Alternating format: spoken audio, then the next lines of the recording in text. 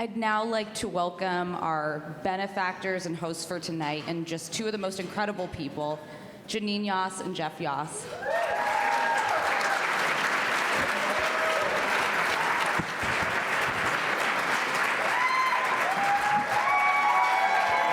Yes. Yass. Yes.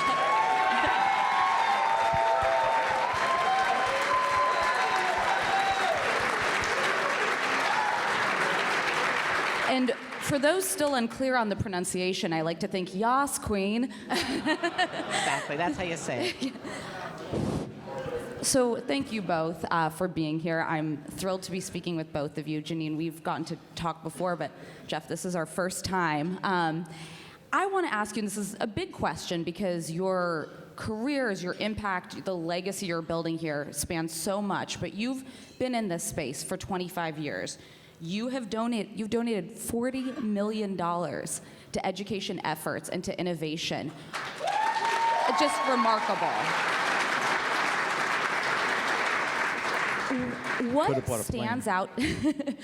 stands out to you as some of the most innovative examples that you've seen throughout your years on this journey? And how have you seen it evolve over the time that you've been involved? Well, when we started 25 years ago, the school system was corrupt and dysfunctional, and it's gotten way, way worse, almost unimaginably worse.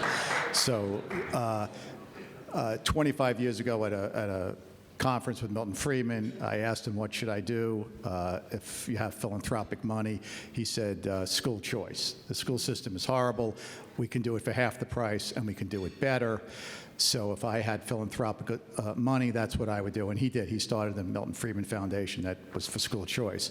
So he was the guy I respected the most. He was the smartest guy, I thought.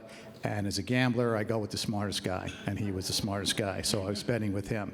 But since then, it's gotten even remarkably worse. In Philadelphia, there are 5 or 6 schools with 1,000 kids where not one kid is on grade level. And they don't shut it.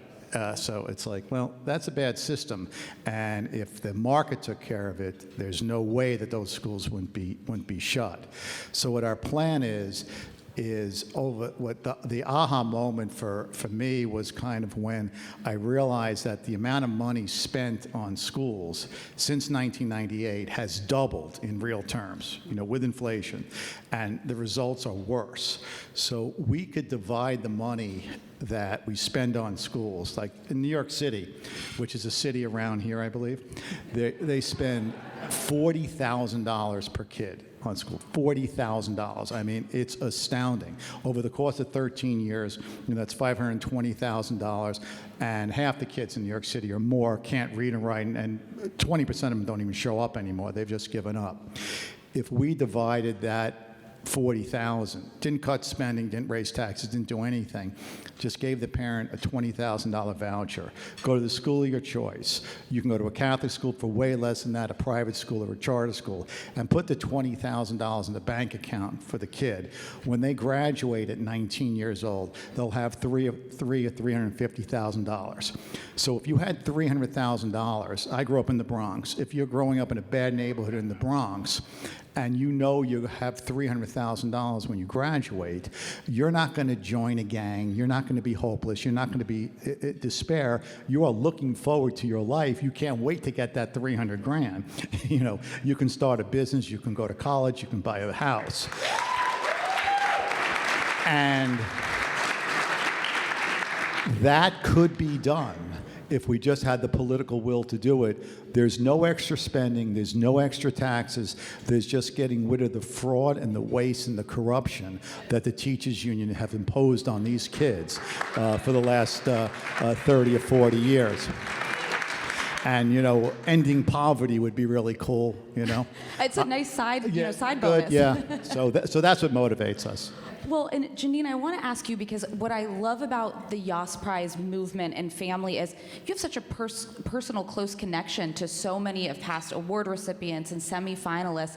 What has made it such a family where there's a long-standing relationship, and what are some of the innovations that have really stood out to you? So everyone's heard this before, that really was not an intention when we started this prize 3 years ago. That didn't even cross my mind. But the first batch of winners that year were all so overwhelmed with the attention and so grateful that they just clung onto each other and they started doing things together. And it made me think that when you visit schools, and especially failing schools, where you don't see teachers teaching, they're not doing their jobs, they're collecting their paychecks, they're not used to getting rewarded because they're doing a bad job. But the good teachers aren't rewarded, which is so sad. So the recognition, just giving teachers and innovators recognition, they are so grateful and they're so happy to connect with each other because they don't really have that opportunity to do so the way the system's created. They just go along doing their jobs, they go into each other's classrooms, don't network, don't have any reason to. So that was a great surprise, and everyone could feel the energy and the friendships and the networks and how it's going to benefit kids is really the best part. Exactly. No, you can feel it. You feel the love in the room. And I wanted to ask you both, was there a particular moment or incident or set of circumstances that made you want to embark on this lifelong, 25-year-long journey that you've been on in education reform and in trying to just transform the way we educate kids? Well, one of the things that motivated me, I would talk to politicians and they would say, yeah, all these kids want to escape the schools. There would be tens of millions of kids who would get out of the government schools if they could, but there are no schools. There's no supply. So you are the supply. The 32 semifinals tonight, congratulations. You are the supply. And there's thousands out there that are not in this room. You can defeat that argument because you can show them, you can take a couple of thousand kids now, and as you grow, you can take tens of thousands of kids. So does the supply exist right this second? Of course not. No business is open until it's legal. If it became legal for entrepreneurs to build schools, the 32 people here and the 64 people that we've had the last 2 years, they can create they can handle millions of students. So you are this, I know you don't like to think of yourself as the supply, but you are the supply. And the kids who are desperately failing in these government schools is the demand. So we realize, well, the demand is there, that's obvious. The supply is not there. So what we're trying to do is find the best entrepreneurs, educational entrepreneurs, not just in Philadelphia, where we really focused a lot of energy, probably too much. We went now around the country, and we're looking for the best and the brightest, and that's why they're here tonight. Well,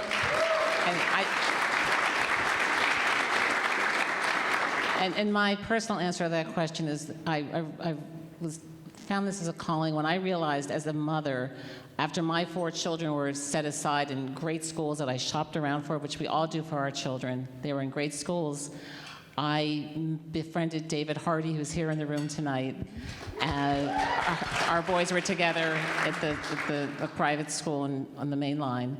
And for the first time after I befriended David, he started talking to me about schools in the city and showing me around.